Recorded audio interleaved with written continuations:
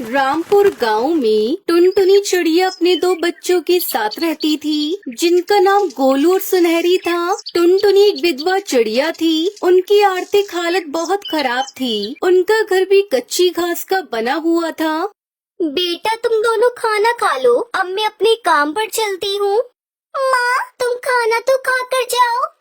नहीं बेटा, बहुत देर हो गई है। अगर और देर हो गई तो मालिक पैसे काट लेंगे। और गोलू, तू भी खाना खा ले और अपने काम पर चली जाना। और सुनहरी, आज तेरी स्कूल की छुट्टी है ना, तो तू आज पूरे घर की साफ सफाई अच्छे से कर लेना।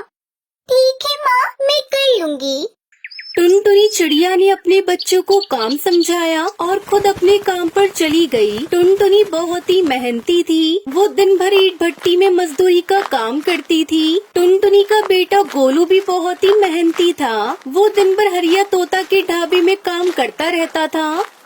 भाइयों, ये रहा आपका ऑर्डर। 1 प्लेट छोले भटूरे और 2 कप गर्मा गर्म चाय। भले ही उनके जीवन में कई परेशानियां थी, लेकिन दोनों माँ बेटे हमेशा मुस्कुराते थे। पैसों की कमी के बावजूद वो लोग बहुत खुश थे। शाम हो गई। टुनटुनी काम करके अपने घर वापस आ गई। माँ देखिए, मैंने पूरा घर साफ कर दिया है और मैंने आज आपके लिए खाना भी बनाया है। अरे वाह, मेरी बेटी सुनहरी तो अब बड़ी हो गई है और बहुत समझदार भी हो गई है। आज मैं बहुत खुश हूँ सुनहरी कि तुम जैसे 2 अनमोल रत्न मुझे मिले। इतने अच्छे बच्चे पाकर टुनटुनी बहुत खुश थी। उसके दोनों बच्चे उसकी बहुत मदद किया करते थे। सब कुछ अच्छा चल रहा था, पर अचानक बरसात का मौसम शुरू हुआ और टुनटुनी के घास के घर में पानी टपकने लगा।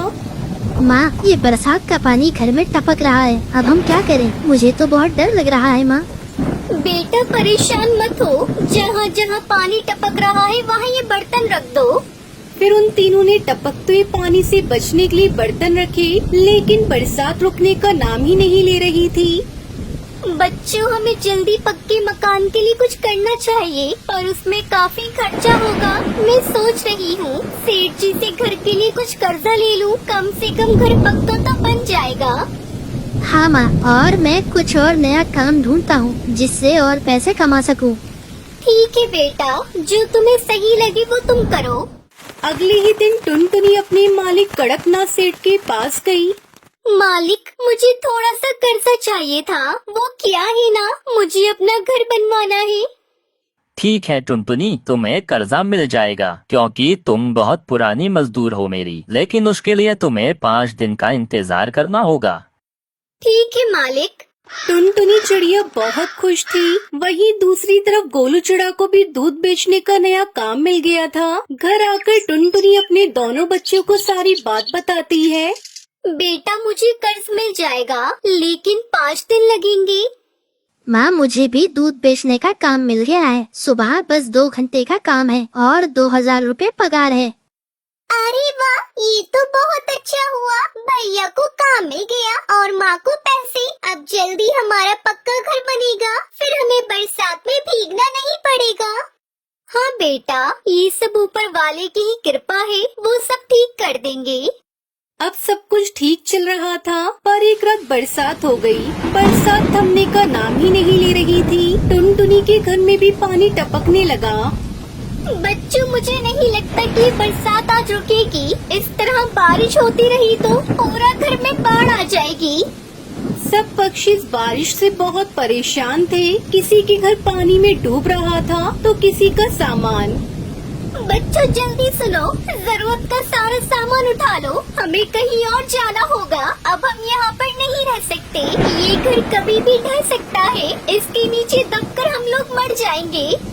फिर उन तीनों ने सामान सर पर रख लिया और पानी में चलने लगे। बच्चों, पानी तो बढ़ता ही जा रहा है। हमारे गांव में ऐसी कौन सी जगह होगी जहां हम लोग इस बारिश से बच सकते हैं? गोलू चिड़ा ये सोच ही रहा था कि उसे कुछ याद आया। माँ, हाँ मुझे याद है, चलिए आप दोनों मेरे साथ।